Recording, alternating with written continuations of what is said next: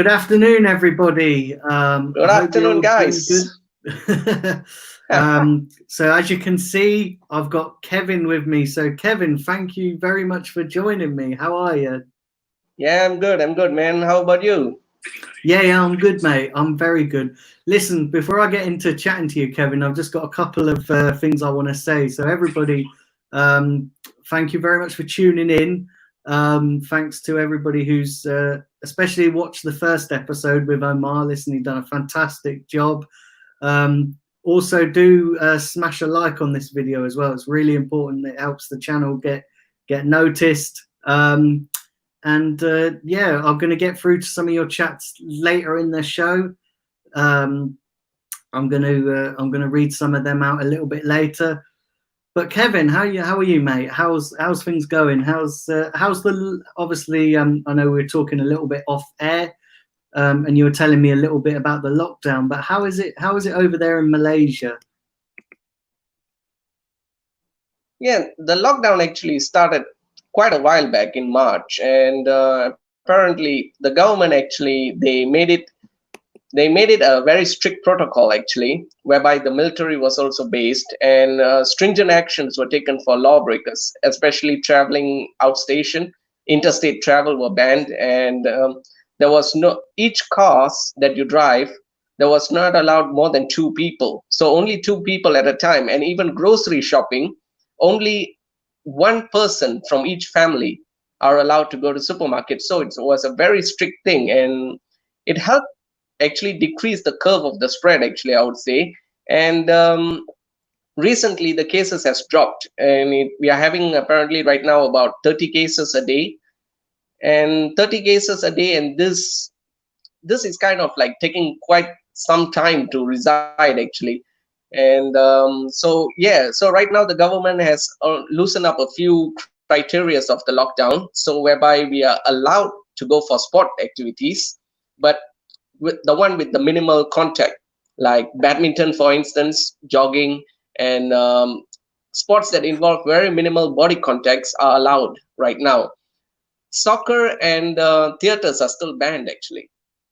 Yeah, yeah. That's mad because over here in the UK they you're allowed to meet one person in a park, but you're not allowed to meet anybody else other than that. But it's mad. It is. Listen, every country in different parts of the world is handling the lockdowns differently. I know that in places like Sweden and Yeah. that they've not actually had a lockdown, and they've just got through it without actually locking the country down, and it's a bit mad how to think that other countries are handling it differently.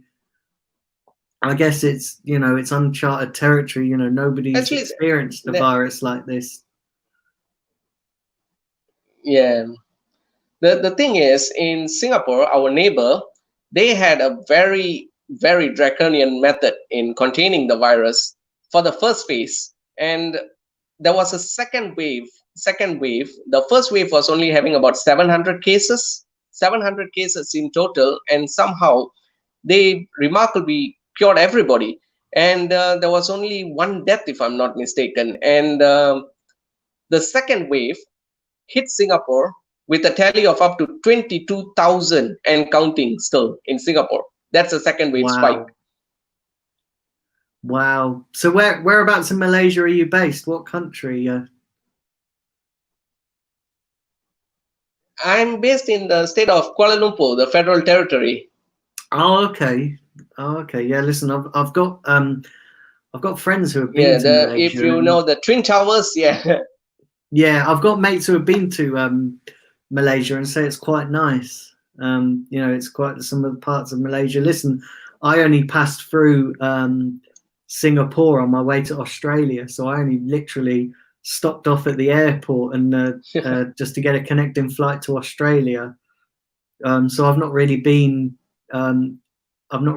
to Malaysia, but I'd definitely like to go. Like a lot of people have been to Singapore and say that it's quite nice there, and it's quite. You guys have got warm weather. Yeah, that's the thing, and there's plenty of similarities between Malaysia and Singapore. It's nothing much of a difference except for in aspects of development, of course. But other than that, it's similar. And I reckon the airport that you have been, the Changi International Airport in Singapore, that's one of the world's finest and one of the world's craziest, I would say. Oh, okay. Yeah, it's a big Yeah, airport. It's a big yeah, it's airport. a very big Listen, airport. listen. So I want to chat to you a little bit about Arsenal. So where? Yeah. Oh, let's start with your journey. So how and when did you become an Arsenal fan? And obviously, I'm always interested to find out from people's, especially you who lives overseas. So how and when did you listen? Arsenal's got a big worldwide following. So Yeah. how and when did you first hear about Arsenal? First started supporting Arsenal? Okay, it was quite a coincidence, I would say, that I was supporting Arsenal because all my family members, they are not Arsenal fans and they are all Liverpool and Manchester United. So my dad is a United supporter, so I was forced to watch most of the United games back then. And I'd every time fight with my dad, get some remote and get the remote and tune into Arsenal games. And my first Arsenal game that I watched on television was the Sylvain Wiltord's goal at Old Trafford, clinching the title. That was my first game as an Arsenal fan, and that's Wow. when the love started. Wow. And that's, and who was, sort of, because, we spoke off air and, me and you are very, me and you are the same age. So that would have been, I know certainly that would have been my era, watching Yeah, the players like Wiltord and Henry and Vieira and yeah, Dennis Edu, Bergkamp. Gilberto. Yeah. So that was my era too. And I know, listen, it was very, I've not, a lot of people talk about, the times before that, and comparing, what we're going through now to sort of, like back in the day with George Graham and that. But I never really got to see a lot of that because of my age. I mean, I've seen a lot of like history videos and stuff, but not really got to experience it. So what we're going through today as a club, I've never experienced anything like that. Listen, when in my era, certainly when I was watching, when I started watching Arsenal, I was kind of spoiled because we were winning titles and we were competing, and then we had that fantastic season with the Invincibles. So who was your idols when you were, when you were watching Arsenal? Who's your favorite player? I got a few, to be honest, actually, because I remember when I supported Arsenal, starting with the Sylvain Wiltord winner at Old Trafford, and then the following season, especially when we lost the title right at the end to Manchester United, when we lost 3-2 to Leeds United, and that was really, really heartbreaking. And the standout performance in that match, I'd say it was a Bergkamp and a Thierry Henry. So I really love those two players, actually, to be fair. And I got a weird admiration towards Martin Keown as well. Such a commanding figure, He resembles more like a Tony Adams, I would say, an aggressive, a very determined guy. And his battle of the buffet, the Old Trafford battle, where he spanked Van Nistelrooy and a host of other Manchester United players that year. Man, that was absolutely crazy, actually. But Martin Keown, Patrick Vieira, Thierry Henry, and Dennis Bergkamp are my idols right now. That's listen. Thierry Henry was listen. I know a lot of people will say that Dennis Bergkamp, it was one of Arsenal's greats, and listen, Dennis Bergkamp was a quality player, but listen, Thierry Henry was just out of this world. Listen, we've never had a goal scorer like it since Thierry Henry. I mean, a lot of people will sort of edge towards Aubameyang being the same, but listen, I don't think you could compare the two at the moment. And obviously, if Aubameyang, leaves the club, then listen, Thierry Henry stayed at the club for years, didn't he? He was there. Yeah. And then obviously he went to Barcelona, and then obviously he came back. So it was, listen, I don't think you can compare the two players. Yeah, but the one thing that I would compare between Henry and the batch of the 49 game unbeaten team, I would say Aubameyang also can support the team over there. The reason why I'm being said is those players that played in the 2003-2004 unbeaten season, those players rarely got injured. They were very free of injuries. They were playing virtually almost every game, the same team over and over and over again. And one thing I noticed from Aubameyang, he doesn't get injured. He rarely got injured. I think in his tenure at Arsenal, he never got injured. And he's been playing all the games and he's been scoring. So that's the only resemblance I can see between the 49 game unbeaten side, and Aubameyang has a fair resemblance, I would say, because all the other players that we had throughout our Emirates era and the later stages of Highbury era, most of our players were all injury prone. Adebayor, Robin van Persie, Fabregas, Nasri, and all the players were injury prone. Yeah, do you know what? I never really thought about it like that. And I suppose you're right. Listen, we, especially in Wenger's latter stages of his Arsenal managerial career, we had a lot of injuries, and we were getting injured. We were getting players constantly injured. Even now, you could probably still say that we're getting a lot of injuries. I just always wonder what these players are doing in training to get injured all the time. So let's talk a little bit about the current situation at Arsenal, and how are you feeling about the current situation? How are you feeling about Arteta? Listen, he's come in as manager. He took over from Unai Emery. Obviously, we had that little spell with Freddie Ljungberg being the interim manager. So how are you seeing? How do you see things going and progressing with Arteta?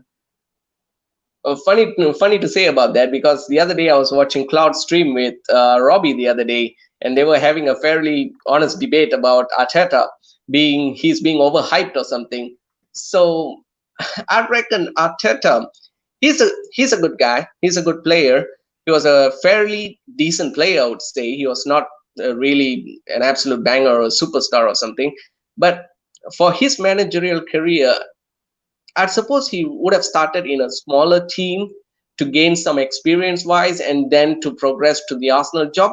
But it's quite an uptake task for him right now to enter at Arsenal, because we are in an absolute mess right now with the previous regime and the players and the injuries, the mentality. So there's a lot of things to improve, and that's a huge ask for a manager who has no managerial experience to come in and fill up the boots of Arsene Wenger. But as many fans would say, that we have to give him time, because I would say the same fans were echoing the same thoughts to Unai Emery as well when he was in charge, and they asked him to give him some time. But let's be honest here, because Unai Emery, he brought in his style. Actually, he brought in his style. I remember fans were singing, "We got our old Arsenal back" when we beat Fulham 5-1 at Craven Cottage, and that was something. Our fans are an absolute joke, to be honest, because they seem to just follow where the wind blows. That's it. They just follow. They just see if the victory is good, the manager is doing well. Yeah, we'll back him. But if all things turn sour and we end up in a defeat, no, he's out. He's out of the door. He doesn't deserve. He doesn't need time. They just turned on the bandwagon on him, and I really feel sorry for Unai Emery, because he didn't really deserve those things. And as much as I'd blame Emery for it, I'd also blame it on the players, because the players were supposed to back the manager as well and play. It's all good when you just come in comments in Twitter and in Instagram and stuff like this, just to say, no, we are 100% behind the manager and all this. Prove it on the pitch. Instead of just coming in and just like saying in Instagram stories, what's the point? I just don't get it. No, and listen, you're absolutely right. Our fans, and this is why I never get carried away with a result, because I remember a couple of seasons back, I think it might have been last season actually, where we beat Chelsea, where we beat Chelsea 2-0, and everybody was like, "Oh yeah, we've turned a corner. We have we've really turned a corner." And then after the game, everybody like everyone was doing AFTV fan cams, and everybody was like, "Oh yeah, we've turned a corner. We've really the results have picked up." And then I would come out and I was like, "Well, listen, it's a great result, but let's not get carried away, because I think we have Man United in the FA Cup in the same week." Yeah. And I said, let's see how we get on against Man United. And everybody was like, "Oh, you're being negative, I was like, "No, I'm being realistic." I said, if what's going to happen when we go and get beat by Man United, you're going to come out and you're going to be going, "Oh, we should never have lost, we haven't turned a corner." So listen, I'm not judging until I've seen that result. And what happened? We went and got beaten by Man United, and I come out and I literally said to everyone, I said, "You know what? This is exactly why I didn't get carried away on Sunday, on Saturday, because everybody jumps on the bandwagon of one good result, thinks we've turned a corner, and then when they realise we haven't turned a corner, everyone's like, 'Oh, that's it. These players are rubbish. They should never do that.'" So listen, until they do it on a consistent basis, I'm not going to get get too carried away. And listen, I got absolutely slaughtered for it. Listen, I was just listen, that's what Arsenal fans do. If they don't agree, if you don't agree with their opinion, they slaughter you, like literally. Do you know what I mean? It's mad. The thing is, coming back to your question where you asked me about the progress of Mikel Arteta, I'd say that Mikel Arteta deserves more time. He's doing the right things. He's saying the right things, that I would say. And the other day, I also saw a debate between Robbie and I'm not sure who was it, but they were talking about the mentality of this club.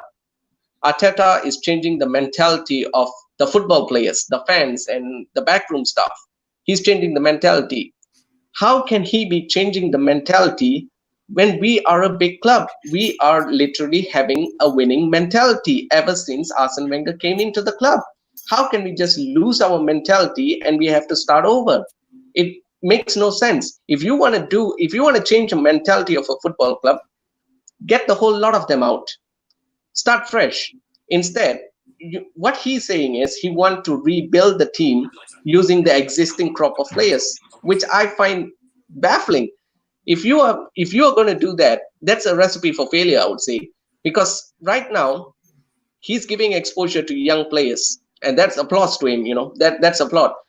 He should be building the team using youngsters, exactly like what Chelsea is doing right now, and that you can see they are reaping the prizes right now. You can see Tammy Abraham, Mason Mount, and all these guys just coming in and doing absolute bangers, week in, week out. And that's the same I'd expect of Arsenal. Instead of like the other, I heard a recent report a few months back when Mikel Arteta was begging Granit Xhaka to stay. That was really, really disappointing. I was like, come on, that guy is average. That guy is slow. He doesn't have a turn of pace. He doesn't have the skills. He doesn't take shots. He doesn't take chances. So what's the point of keeping him? If you want to build a team with youngsters, I'm sure you need a leading example of the squad. And is Granit Xhaka that, or Mesut Ozil? No, I don't see that. If you can retain like an Aubameyang and build the team, build the youngsters around Aubameyang, that is the way to go. That is absolutely the way to go.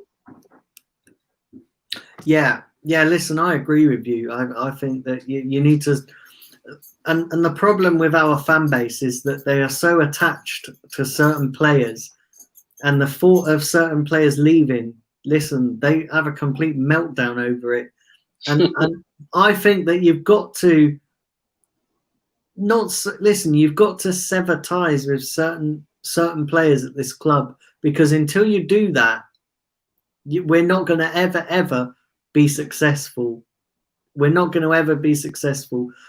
So I want to ask you, who would you keep and who would you sell from the current crop of players that we have? Wow, the 8. Okay, let's start with the goalkeeper. Okay, the goalkeeper, actually, Leno is good, but I would say he's not in the bracket of world class.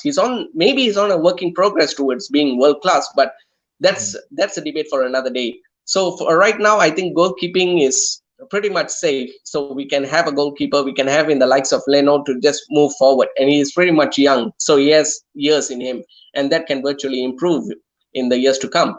And coming to the fullbacks, my goodness, Jesus Christ, we got Bellerin and we got Tierney. Okay, Tierney is the one that I'll definitely keep, because that's the only player that knows how to cross. And so the left back is pretty much covered.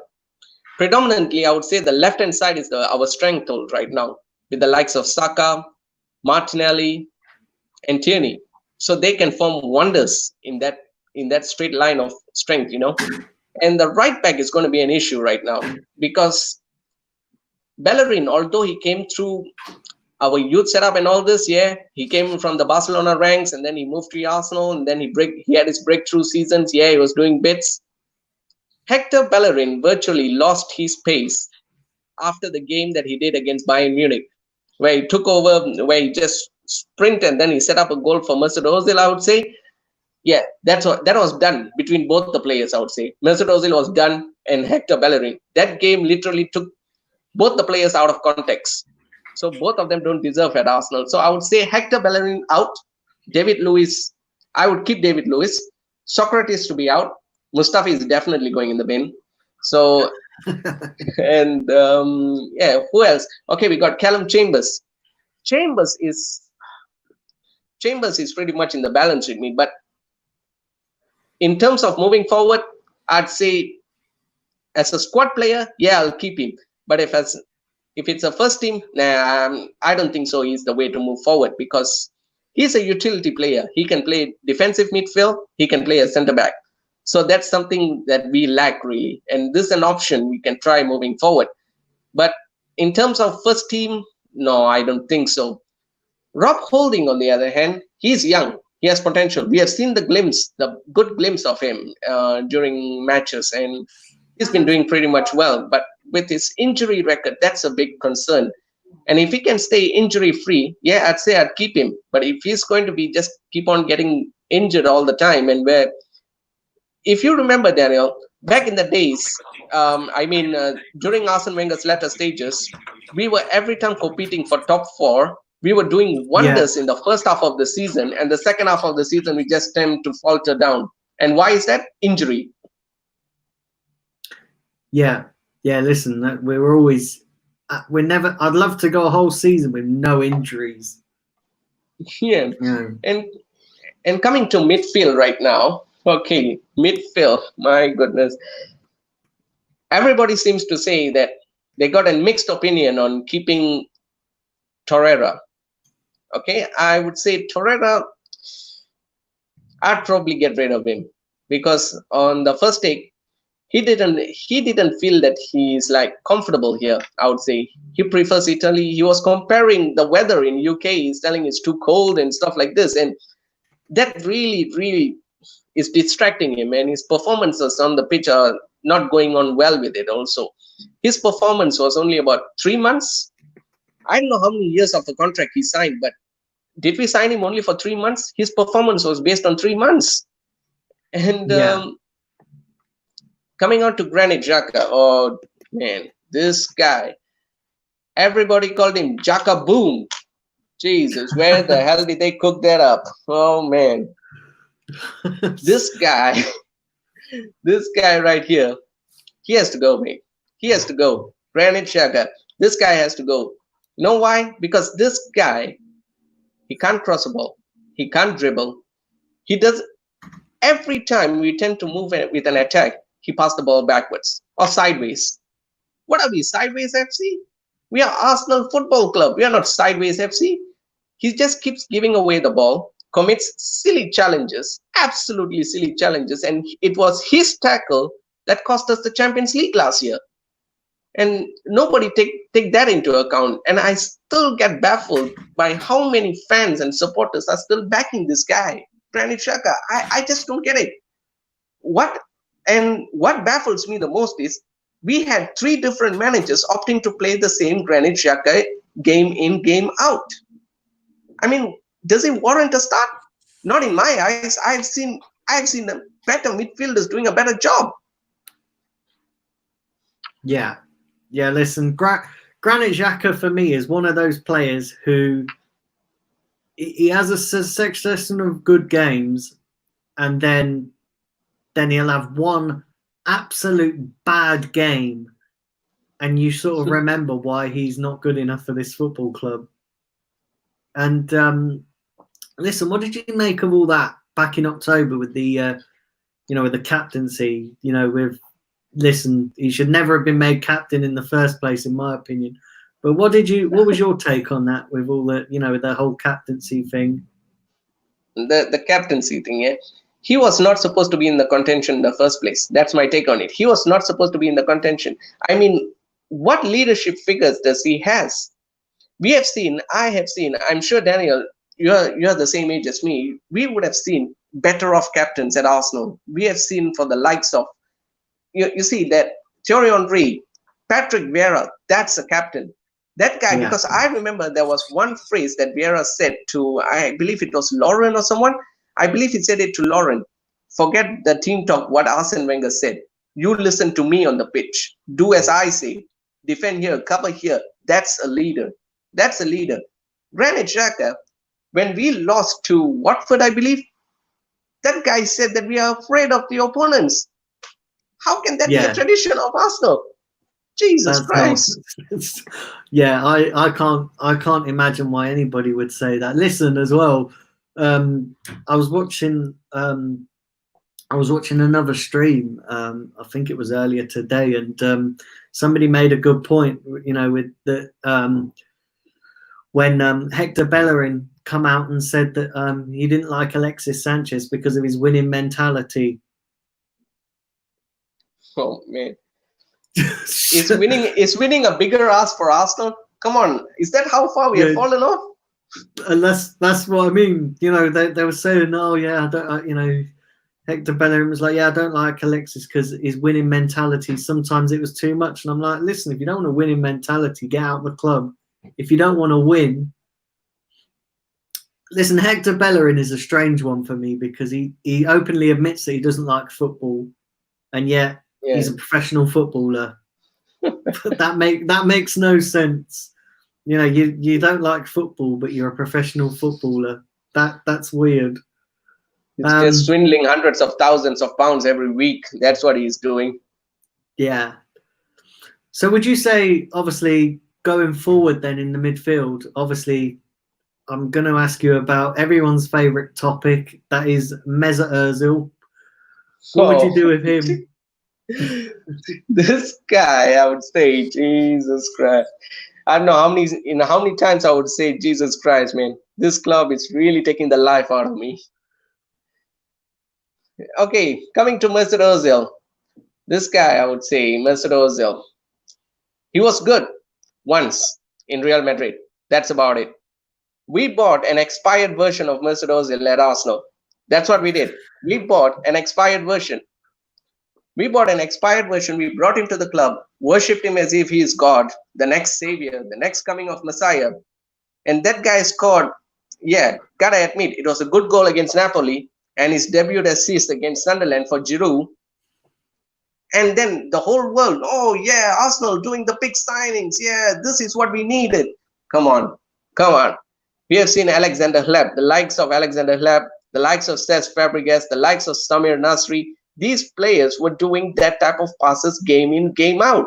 And this guy does passes like, 2 passes, 3 passes, that's about it. And he's worshipped about God. Come on, give me a break, will you? These guys, I tell you, Mesut Ozil, he's the biggest disgrace of football in Arsenal's history, I would say. He's the biggest disgrace. The thing is, he's taking a lot of money. He's taking the liberty out of this club. The club is paying him so much money. At least show some pride in your match. Come on. You're a footballer. You're taking 350 grand week in, week out. Just appear for one game. We are not asking you to score a hat-trick every game. Just come on, just show up to one game. Just turn up to one game. Just prove your worth at least. Show some pride, some dignity.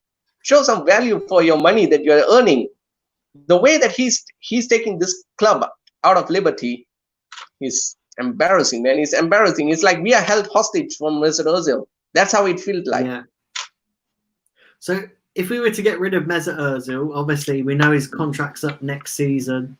Who would you get in to replace him? Who? Ooh, this is a kind of a tough one, actually, I would say. Actually, my prime target was actually Hakim Ziyech, but unfortunately, he's moved to Chelsea, I'd say. And right now, so we have another option right now, and I've seen clips of this player. Is this guy called from Ajax? What's his name? Jesus, can't get right. I can't really get his name in my mouth. Oh shit! This guy from Ajax, he's a good player, and the other guy is Lazo Blai or someone. I don't know. I'm butchering his name. Forgive me for that. So these guys, I would say, these guys are absolute ballers. These are the players, because Arteta, I can see what Arteta is doing. He's trying to build a young team, and what we need is a young attacking-minded midfielder. A young attacking-minded midfielder, most likely in the age range between 20 to 23 or 24 years old. He's an upcoming. I wouldn't go for the all-rounder superstars and all this. No. I don't want to go through that same road again, because if Arteta is doing a progress, a development, something like a development, he's nurturing these players. He would need players that listens to him. If you get a senior figure, the players that's in the age bracket between 28, the ones that's much more recognized, they're not going to listen. They will feel they are bigger than the football club. That's what most of the players are thinking about right now. Most of the players think they are bigger than the football club. And that's the thing that we have to change. And I salute Arteta for this, for coming out and taking all the youngsters and putting them in the first team squad. And that's the way to go, I would say. That's a work in progress. And that's something I applaud Arteta for taking into measures, And there's certain youngsters I wouldn't rate at Arsenal, but there are certain that I regard them in very highly, of course. So this playmaker, I would say, like Van de Beek. I just get his name in my mouth. Yeah, Van de Beek. That guy, he's an absolute baller. I'd really take him in Arsenal. He can dictate the play. He can change the trajectory of a game just in a fingertip, man. That guy can change a game. And that's what we need. He drives forward. He doesn't have all this sideway passing, which we have been having at Arsenal for God knows how long. And so that's the culture we have to change. And he's young. For these players to progress well and good, a young squad, they have to grow together. They have to establish a good communication, a good understanding. That's the way I can see this club going forward. And if you're going to change buying these aging players will dominate these youngsters. The aging players are the ones, I mean, in the likes of 28 and 27, 28, these players think that they're bigger than the club, and they are the massive figure of the club. So they'll be taking liberties. At one point, I reckon, Daniel, you would have seen like Mesut Ozil taking a dig at Saka in one of the games, scolding him or yelling at him. Yeah, that is something that I want to prevent, actually. I actually think, and I said this before that, I actually think we should change the mentality of the club and change the mentality of the players and listen. Then they're no bigger than the club. They're no bigger than the club. Because when you've got a player who thinks he's bigger than the club, you're only going to get problems. You're not gonna. It's not going to end well. Yeah, that's the thing. That's the thing. And coming in through the midfield, we have gone through like Granit Xhaka, Mesut Ozil, Lucas Torreira, and then the other one, Ceballos. Ceballos, oh Jesus. This guy also came out and just said, I want to go back to Madrid. Yeah. Can you believe this guy never get a game time in Madrid? And he's having opportunity at Arsenal, and even he wants to move on. That's how far we have fallen off. And this guy, let's be honest, he's kind of skinny, he's not that tough. So I think the Premier League is not going to be a good place for him. It's going to be all rigid for him. And yeah, it's a wise decision, his decision. So let him move on. And coming to the other midfielders, who else have we got? Guendouzi. Guendouzi is the one that I would keep. Because this guy, as I mentioned, the project that Arteta is trying to do, he's trying to get the youngsters in.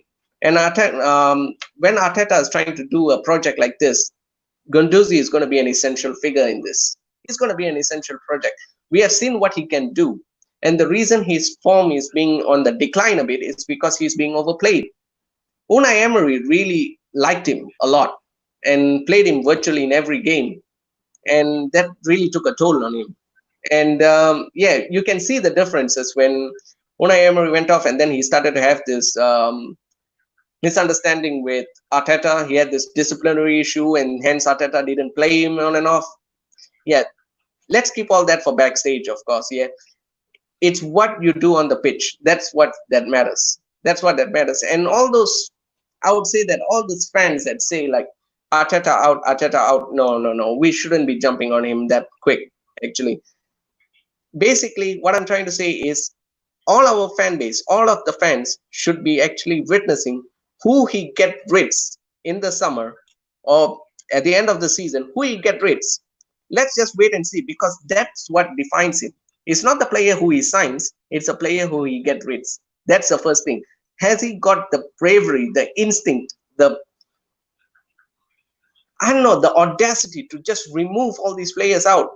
Because the manager is the most pivotal voice of a dressing room, and they have to get through all this unnecessary players, all these deadwood players. Just get them out of the door. Just get them out. Just be ruthless for once.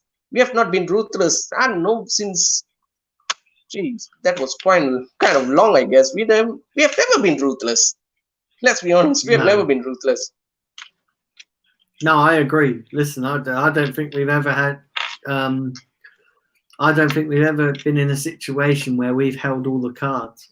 I think we've either been in a situation where the players are down to the last years of their contracts and they hold all the cards.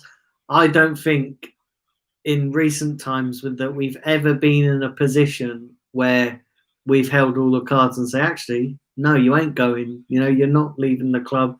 You're not walking out for free. It's going to be interesting to see what happens going forward, you know, with this new regime. Daniel, I got a question for you, yeah? Yeah, go for it, mate. All right. The thing is, I've seen a debate in Twitter, a few Arsenal fans, of course, going on, who is to blame? Is it the Kroenkes or the recruitment board? Do you know what, right? And I've said this from day one, right? I don't agree with everything that the Kroenkes have done, but when you look at the money we've had money, and I've seen a lot of Arsenal fans moan about the issue that, oh, Kroenke's not spending, he's not providing us with enough funds, he's not putting his hand to his pocket. But we've had money. Look at the money we've had. We spent, you know, we've had, I'd say, in the last couple of years, maybe in the last decade, Arsene Wenger's probably spent at least about 300 million, maybe 300, 400 million, 300, 400 million in the last 10 years. But it's not the fact that we've not had no money, it's the fact that they've spent it wrongly. You know, when we signed Granit Xhaka, we had a chance to get N'Golo Kanté, and Arsene Wenger opted for Granit Xhaka. You know, when we signed Özil, we had the chance to get Luis Suarez in the same summer, but you know, he opted for Mesut Özil because he didn't want to pay the extra for Luis Suarez. We had you know, we could have signed Cristiano Ronaldo, but apparently Arsenal weren't serious enough about signing him. That's why he went to United, because they were more serious about signing him. We could have had Messi. You know, we could have had Messi when he was younger. We could have had Fabregas back, but we let him go to Chelsea. So it's just when people ask me about the Kroenkes, I say, listen, my biggest issue with the Kroenkes is not spending money, is because we've had money. My issue with the Kroenkes is transparency. They've not been transparent enough. So when, you know, like when we had empty stadiums. Now listen, I'm a season ticket holder, so I go every week, and I was there when those stadiums were empty. Listen, half empty stadiums, fans were fighting with each other outside the ground. It was horrible. It was absolutely horrible. And at a time where our fan base was divided, and let me say this as well, our fan base is still divided. I don't think we've ever fully recovered as a fan base from what happened in Wenger's last years in charge at Arsenal. But when you've got a fan base that's divided, you've got empty stadiums, then you need your owner to come out and say, I back up Wenger, or this is what's going to happen, or you know, this is what we're going to do. This is our plan going forward. It was only when the situation was so untenable that they made a decision to sack Arsene Wenger. Now, listen, I know he resigned and he come out with all that speech of, oh, I'm stepping aside as Arsenal manager. I don't believe that to be the case. I believed he was quietly asked, listen, either you resign or unfortunately we're going to have to let you go. Now, Arsene Wenger, being the manager that he is, and he's a quality manager, let's not forget that he's brought Arsenal a lot of success. So I believe it was him down, you know, he turned around and said to the board, listen, I'll resign. I don't want to get sacked. That'll ruin his legacy. Listen, his legacy is potentially already ruined because of him staying on too long. But getting sacked, that wouldn't have done wonders for his legacy. Listen, we'll all find out what really happened, because he's releasing a book at the end of the year, isn't he, Arsene Wenger? So we'll all find out in due course what's happened. So that's my issue with the Kroenkes. That's when you talk about transparency, that they're not being transparent enough. You know, and they need to be more. Adding on to that,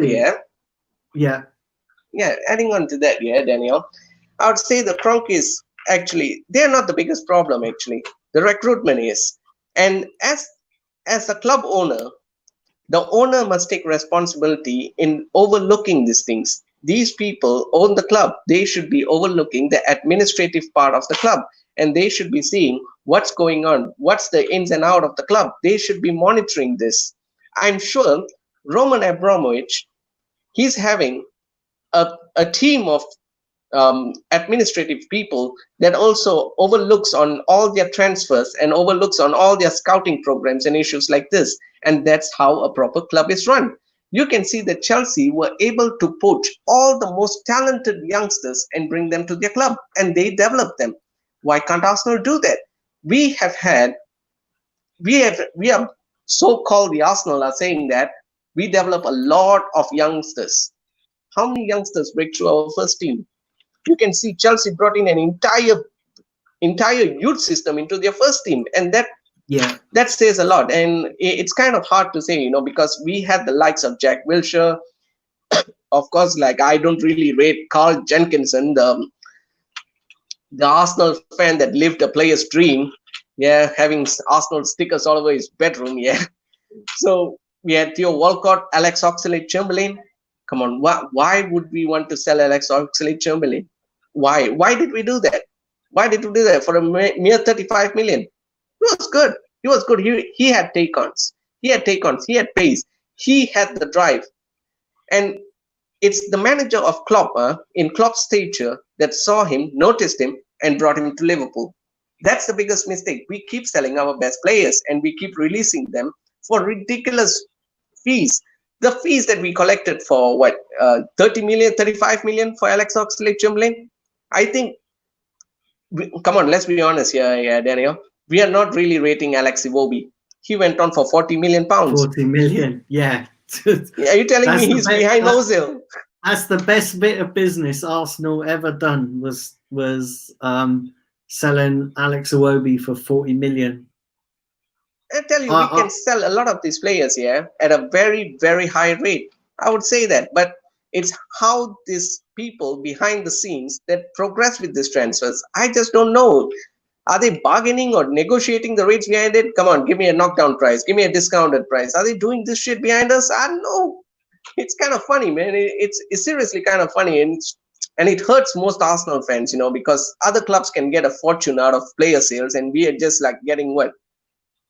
I don't know, man. We are doing like a budget shopping and a budget transfer list. That's what we are doing.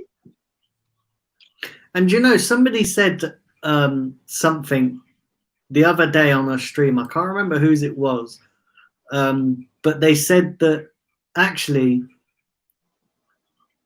Arsenal have got our fan base. The club have got our fan base so triggered.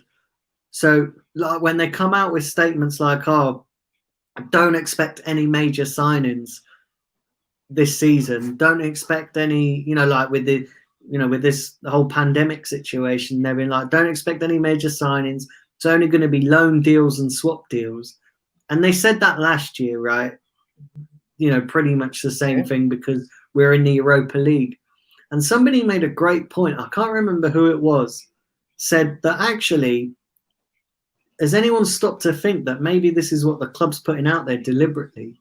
Because it's everybody thinks then when they publicly come out with those statements that Arsenal have got no money, Arsenal have cash strapped, has anyone stopped to think that that might be a ploy in the transfer market so that they don't have to pay as much? Listen, Man United, it's known that Man United have got endless amounts of money. So listen, when any players going to United, clubs are going to demand the highest fee, whereas us, I remember an interview that Ralston Haley did last season, and he said part of the transfer market is being smart. And I just wonder if that is Arsenal's game. And I may be probably being a bit optimistic here, but I just wonder if that is Arsenal's game, to put out there that we've not got much money to try and get deals at a cheaper rate. Listen, this season's going to be a bit difficult because, listen, nobody's going to have a lot of money. It doesn't matter, you've seen with Man United, their pursuit of Jadon Sancho is on hold. Because they haven't got the money. So it's going to be an interesting time for Arsenal and for every other club. Because I think at the moment they're more concerned about finishing the season rather than transfers. And where do you start? Obviously, we've been through the midfield. So with the attackers, are you happy with our front line, or are you? Okay, I'm happy. I'm pretty much happy with the front line, of course. But Lacazette, this guy has to. I don't think so. Arsenal is the place for him. Let's be honest. He wanted to leave to Atletico in the first place. He wanted to join them in the first place. Griezmann was calling him, come join me and stuff like that. So Arsenal was virtually his second choice. And we all know that he, as much as he stayed here, he has given his 100%, maybe a season and a half. That's about it. He didn't give 100% this season. I don't think so. He gave 100%. He wasn't like banging in the goals. He went on a goal drought, and that is very concerning for an attacking point of view. Comparing, you're playing with the likes of Aubameyang and the so-called world's greatest playmaker, Mesut Ozil, and you can't score goals. And Yeah. that's the thing. And Aubameyang is pushed further on the wing, and he is banging in the goals. How can a winger outscore a striker? It doesn't make any sense. And let's be honest, Aubameyang doesn't have a whole set of skills that he can just dribble past or juggle past people and just score. No, he doesn't even have a hold-up play. But his poaching, his finishing capability is second to none.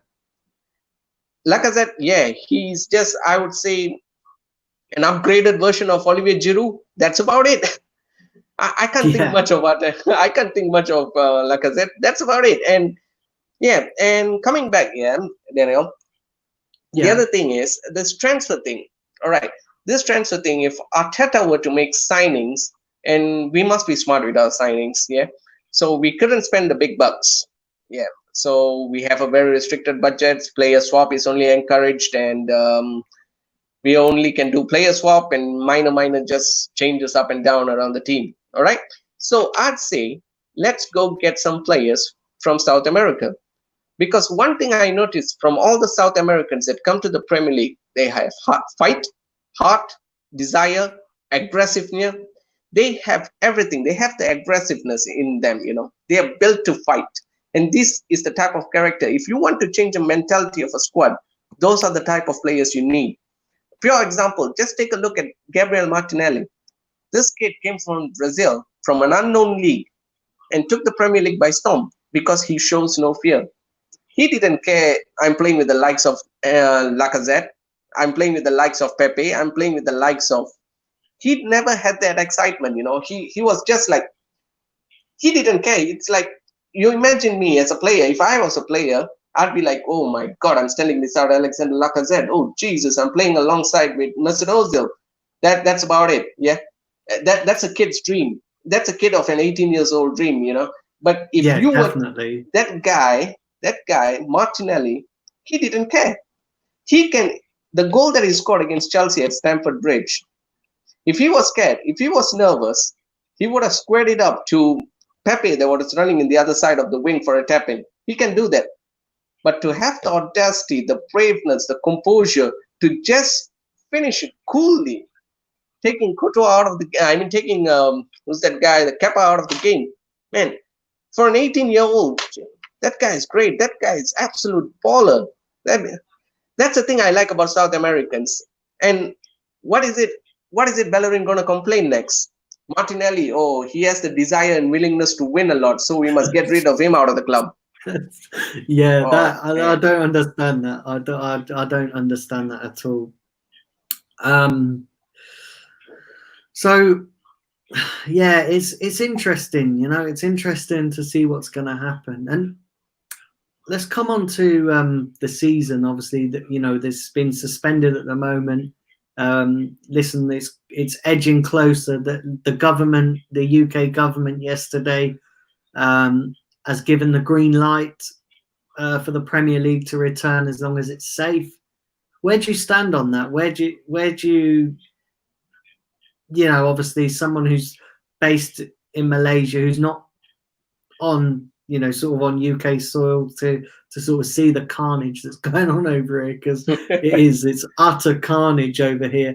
But where do you stand on the Premier League and its possible return? Listen, we know that the Bundesliga's coming back tomorrow, and all eyes are going to be on the Bundesliga to see how they're getting on.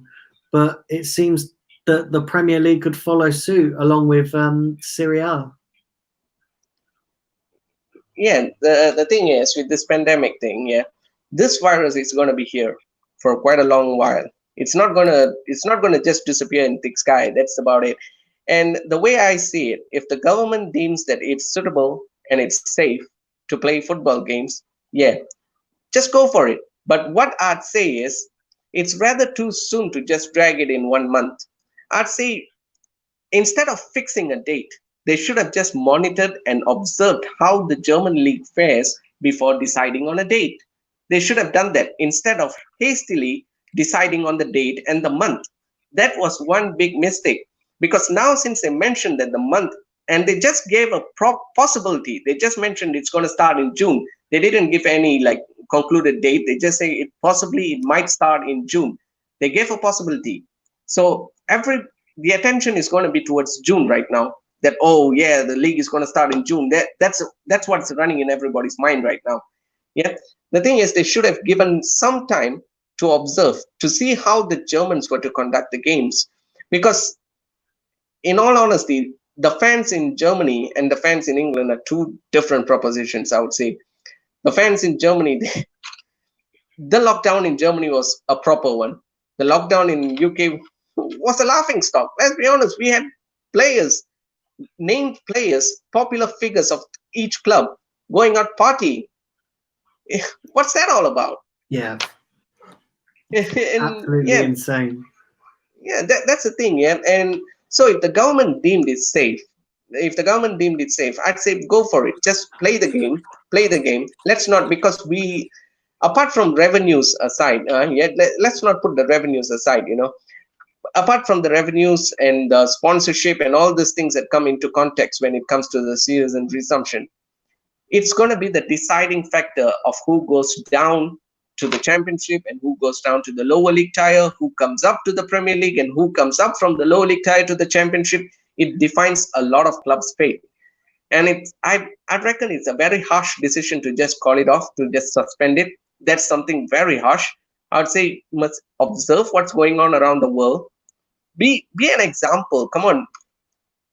Sports in England, especially soccer, is one of the most demanding sport figures in the world, I would say, because England Premier League is the most watched league in the world, and England must set an example.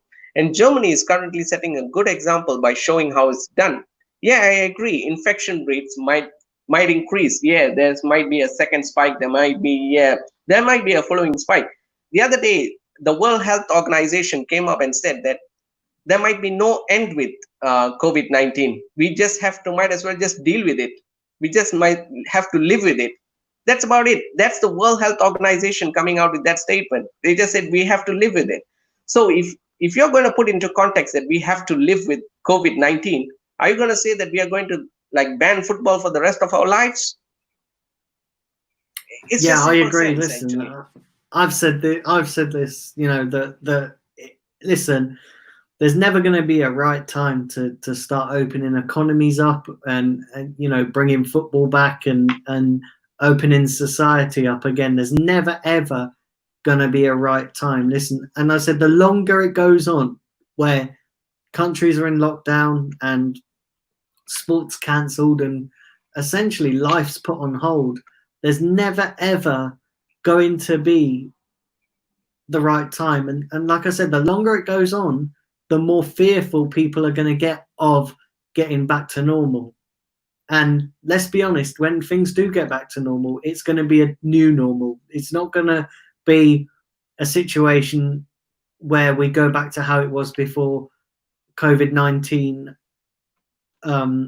came on the scene. It's going to be a new norm. We're going to have to adapt to certain changes in our lives. But the longer you delay that, the harder it's going to be for people. And the worse it's going to be for people's mental healths. A lot of people are talking about the health of people and maybe it should, maybe we should stay in lockdown a bit longer and that. But you've also got to consider people's mental health, not just their physical health, but their mental health as well. If you're going to start saying that we have to look after people's health, that counts for mental as well as physical, not just people's physical health. And there's never going to be a right time. There's never going to be a right time. And, I agree with you. Kevin, that it's going to be in society forever. I think it's going, you know, you're not going to eradicate it completely. And I've seen a lot of countries hold on for the fact that they're possibly hoping to find a vaccination, but that might never happen. That might never happen. You know, we're still 18 years on from SARS, and there isn't a vaccination out there for SARS. And you know, they might never find a vaccination. And you know, if you're planning on putting society on hold until they find a vaccination, well, how long's a piece of string? You know, you could be. That's the thing, yeah. You could be halting the economy for years and years if you're waiting for that to happen. Yeah, even China hasn't recovered. They have recurring cases over there. South Korea has the same cases.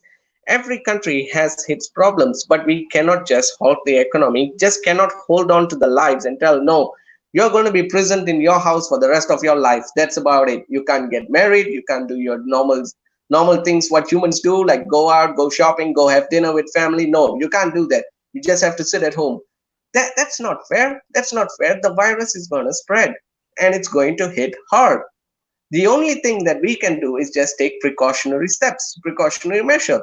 Wash your hands, sanitize places wherever you go, and just wear face mask in public or crowded areas. That's about it.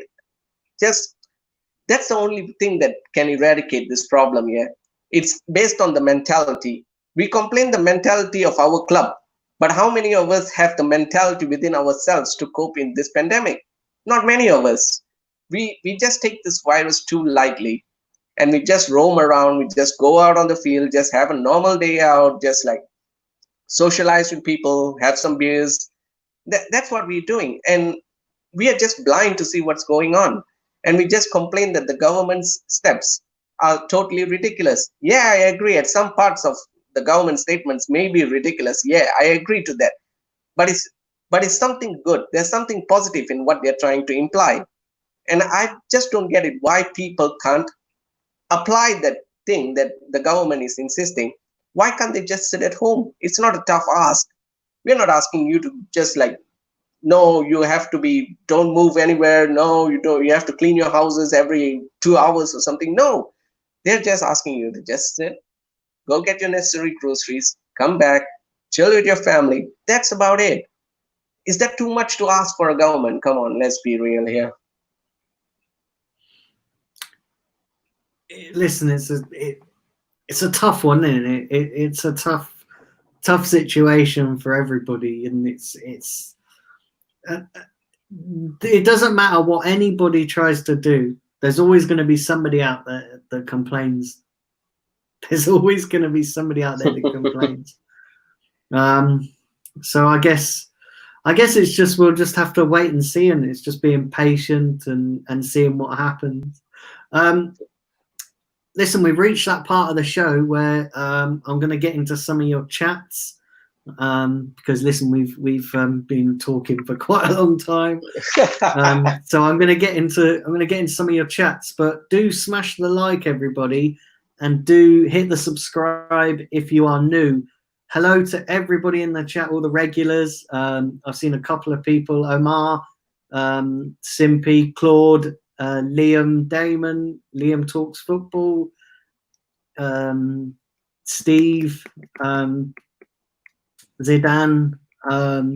So listen, I'm just going to scroll through here and try and find the chat. Evening to you, Chadwick. He's doing the rendition of the Queen. Sorry? Chadwick is doing the rendition for the Queen. Yeah. Listen, Chadwick is coming on and he's going to do the rendition for the Queen. He's going to come on. So Tahi's saying here he used to listen to games on the radio, the good old days.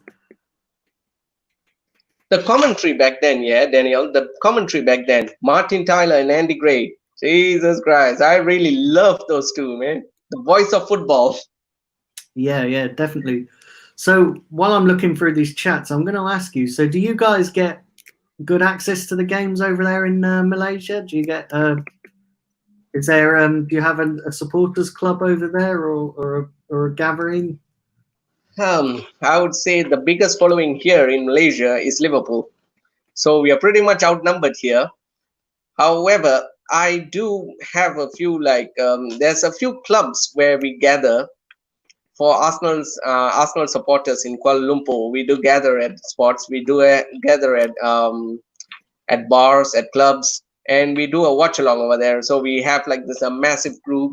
We extend a projector, light screen, and then we just have a chill. We just have a chill night. The thing from the preview, we have activities, and there'll be more like certain iconic figures from the club legends. They'll make like an appearance, because the last time we went, there was Pascal Sigan.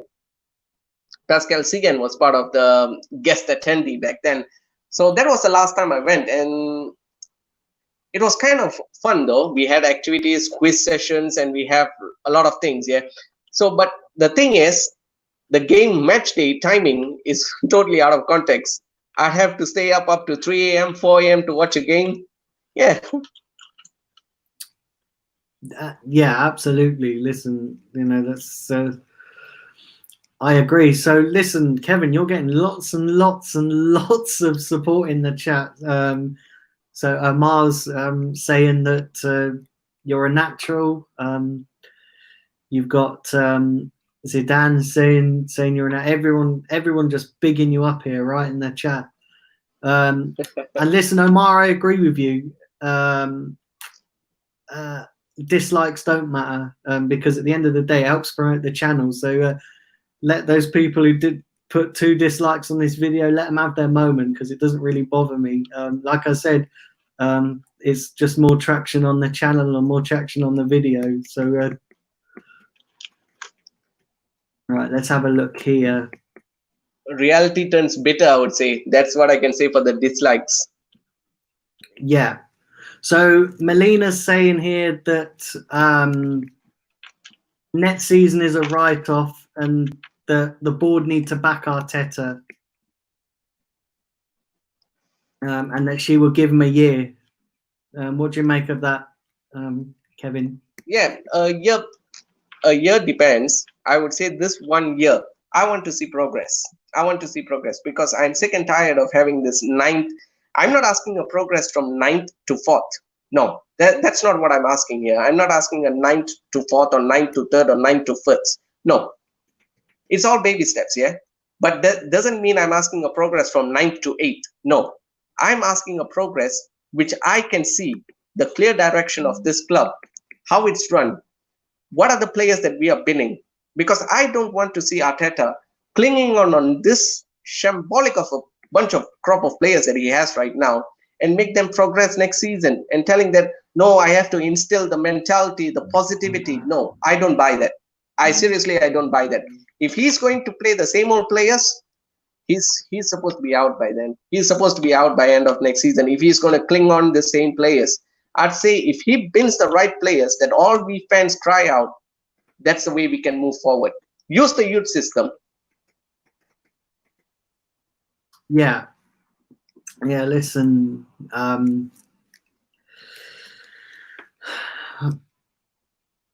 listen, it's God, I've completely forgotten what I was going to say then. Do you know what, guys? I was talking about. Listen, I'd say that I have completely a blank moment. So apologies, Daniel. Apologies. I know I went on a rant. Sorry. I've completely forgotten what I was going to say. That's pretty bad, isn't it? You know, I was half reading the chats and half listening to you as well. And I completely.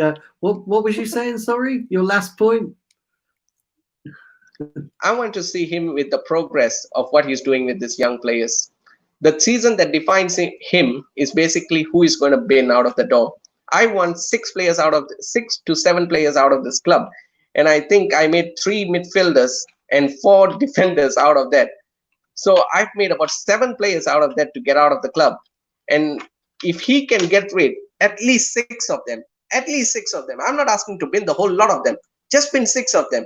And that can make a massive improvement. Build the team around the rest of the 5 players. That's what I'm asking him to do. It's not a tough ask. It's not a world changer.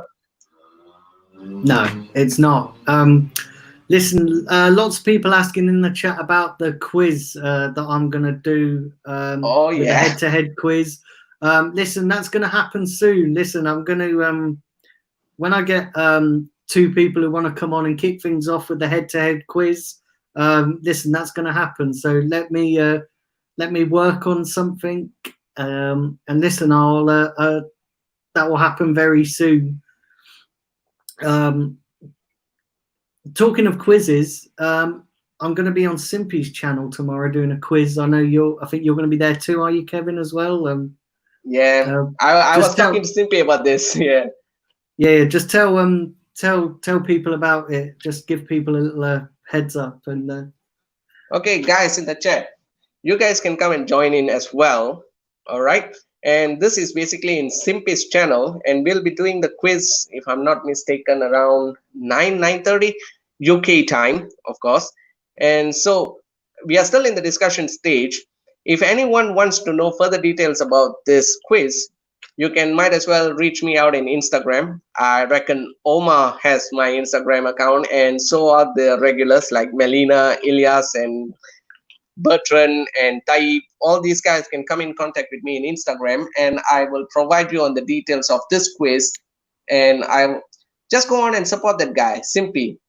He's coming out with lots more contents and lots more quizzes. He does this on a daily basis as well. So you guys can give him a shout out and give him a support too. Yeah. Yeah. So go over to Simpy, click on his name and subscribe to his channel as well. I know I don't think he's been going for very long, and he's just started out. So go and give him a subscribe.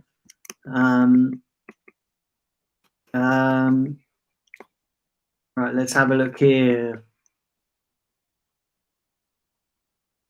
So Chadwick's here is saying Champions League was lost when we only had 6 games to win, and Arsenal bottled the last 6 games, getting into the Champions League. What do you make of that? Champions League, yeah. The Champions League, it was ended. So yeah, as soon as I saw, yeah. I think he's talking about last season, when we had 6 games to get into the Champions League and we just bottled it. Yeah, that's when I was done with Unai Emery, actually. To be honest, I was done with Unai Emery when I saw the meltdown, because he, as a manager, should instill belief. He should be making positive substitution, positive formation. He should give players encouragement. He should, as much as I blame the players, the manager also has to take responsibility. The manager has to take responsibility because he didn't start the right players. Let's be honest here, he didn't start the right players. I still don't get it why Lucas Torreira was playing as a number 10. It still baffles me. How can a defensive midfielder is playing out in number 10? Yeah, you froze out Ozil. That's a good thing. Yeah, that's positive. Yeah. But come on, just get some midfielder, a midfield player, someone in the most central attacking role, a central midfielder, to do the attacking advanced midfield role instead of getting a defensive midfield to go on an attacking midfield. He's literally small. He doesn't have a technical ability, I would say. The agility and all this, yeah. He doesn't have that much. Does he have an eye for a pass? He's average on that, I would say. But you should get a central midfielder to fill up that gap instead of asking a defensive midfielder, because he's going to do the defensive work.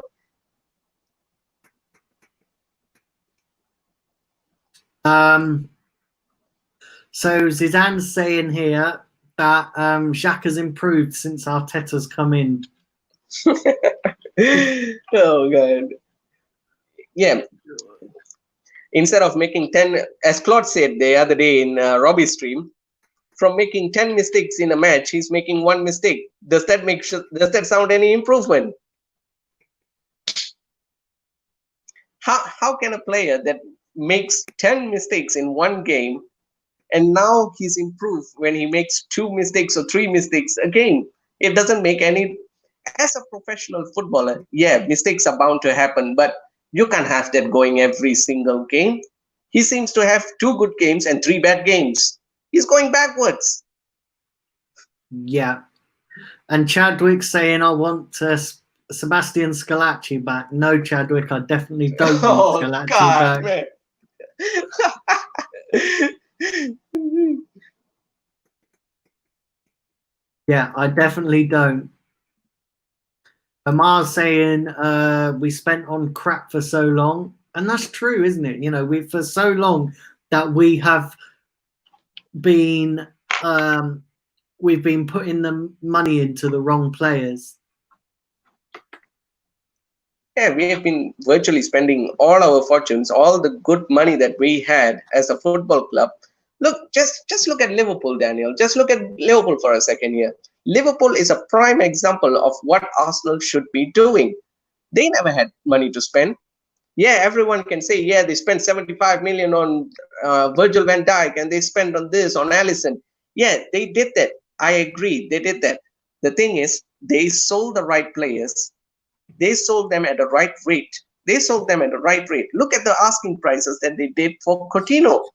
They got a Jesus, and Barcelona is still paying the price for that kid, Philippe Coutinho. Jesus, and look at Arsenal. We are selling Alex Oxlade-Chamberlain for 35 million pounds. We should have taken the money when we had when Manchester City came in with a bid for Alexis. We should have taken the money. 60 million pounds. 60 million pounds, and you turn them down. And you let him go free, and we get Mkhitaryan in return. Yeah, I think we should have took Speaking that about 60 Mkhitaryan, million. I would pin him. I'd pin him as well, Mkhitaryan. I think we should have took the money for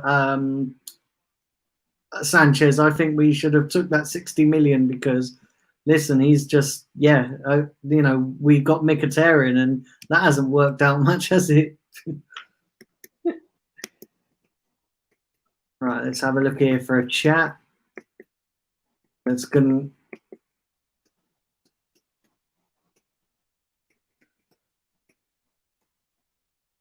I'm going to read one more of these out because there is so many.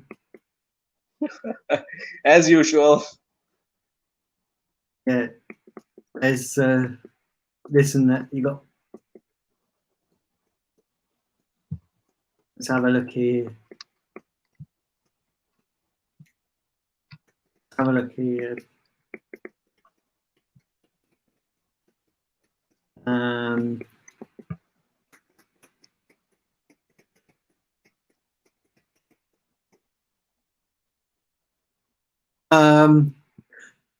So I'm guessing he's joking here, but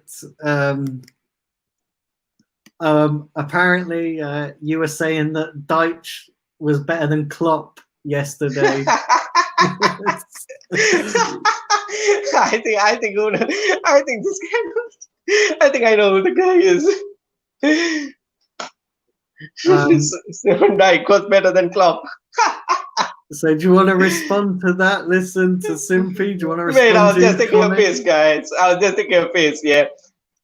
Because there was some other guy that came in and made a comparison of what? I reckon he was saying, Mikel Arteta was better than Simeone. So I was taking a piss at him and saying that Sean Dyche is better than that guy, than Klopp.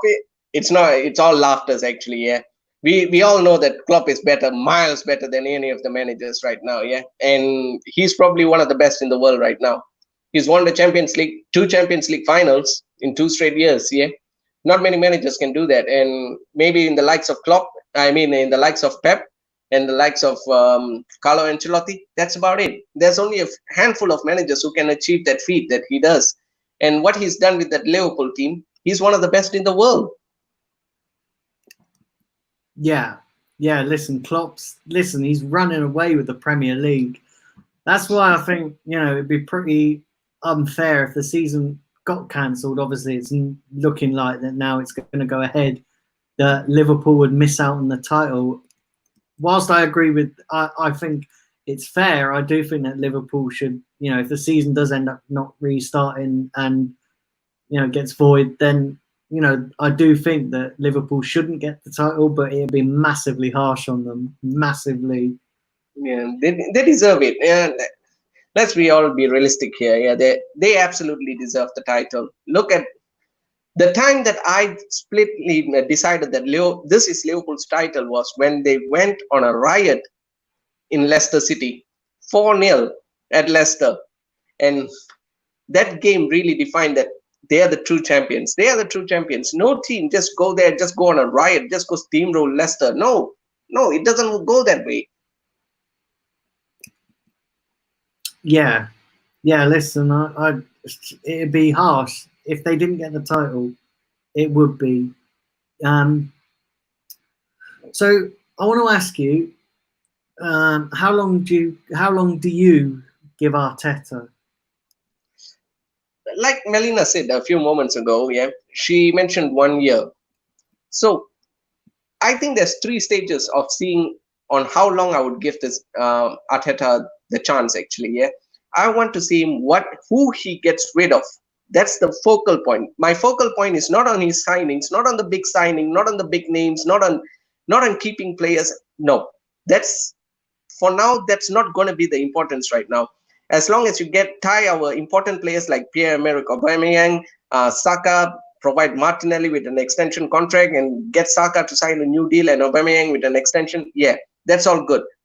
The thing is, I want to see who he gets rid of, because most of our fan base want to get rid of so many players, and if he doesn't get rid of the right players and he opt to keep them, fans are going to backlash at him. Fans are going to have a riot against him. They're going to take the piss at him, and they'd be so quick to judge him and will be Arteta out in no time.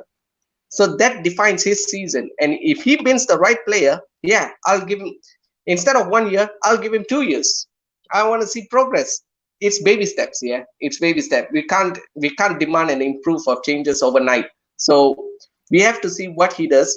He clears out the deadwood, and then brings in potential, the youth, the unnamed talents, all the talents across Brazil and Argentina, just get them through, develop them, and do a work in progress. Use the Chelsea model. Chelsea never invests big, but no fans are turning against Lampard. Why? It's because they use the right program, the right method, and that's what I want to see from Arteta. Yeah, listen, I agree. I said I would give him 5 years. I would give him, I'll give him 5 years, simply because it's going to take us about 2 years to get in the Champions League. But in that 5 years, if we're not competing by the 3rd or 4th year for titles, because I expect us to be a little bit like Liverpool, where we compete but not quite get there. As long as we're competing, I'll be happy with that.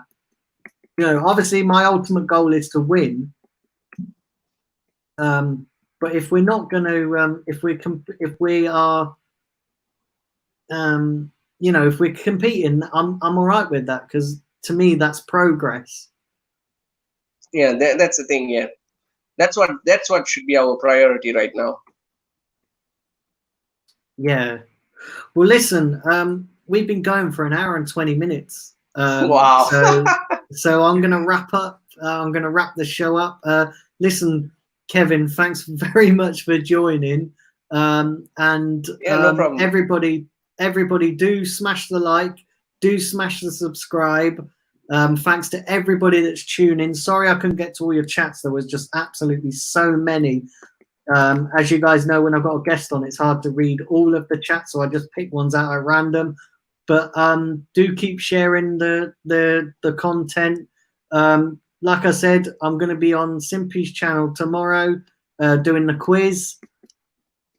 So if you want to check me out over there, please head over there and subscribe. Give him a subscribe. Like I said, just click on his name. It will take you to his channel and hit the subscribe button. And other than that, I'm going to be back tomorrow with my usual stream at 3:30. So listen, Kevin, thanks very much again for joining. It's been an absolute pleasure. I think, listen, you've had lots and lots of support in the chat. Yeah, mate. Yeah. It was a pleasure to meet you guys as well, and just like go through shared some common ideas. We are all football fans at the end of the day, yeah. And so long may that continue, yeah. Yeah, long may it continue. Well, there you go, guys. Until tomorrow, I'm out of I'm here. out. Take care, Peace, guys. guys.